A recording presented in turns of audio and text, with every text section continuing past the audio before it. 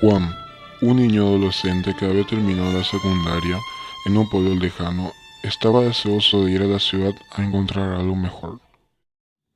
Juan, muchas felicidades, señor Juan. Muchísimas gracias.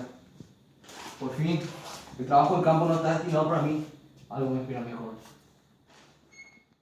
Así que un buen día hizo sus maletas y partió rumbo a la gran urbe, no sin antes pedir a su padre que le diera su bendición.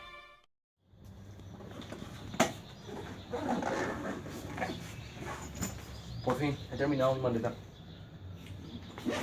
Papá.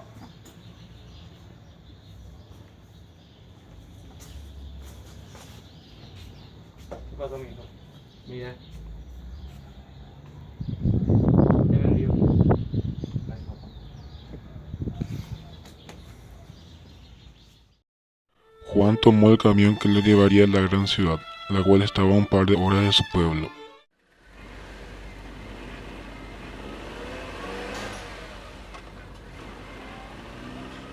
Al llegar a la ciudad, bajó del camión y se encaminó a la salida. Vio con asombro lo grande de los edificios y las grandes multitudes de carros y personas que estaban a la vista.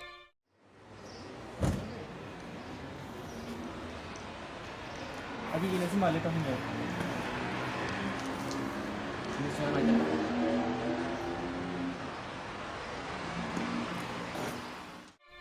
En ese momento, una persona se acercó a él para pedirle un favor. Disculpe, joven.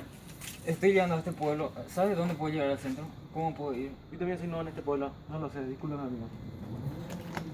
Está bien, joven. ¿Y mi maleta? ¡Un ladrón! Al darse cuenta, Juan, de que sus cosas habían desaparecido, decidió en ese momento regresar a su pueblo.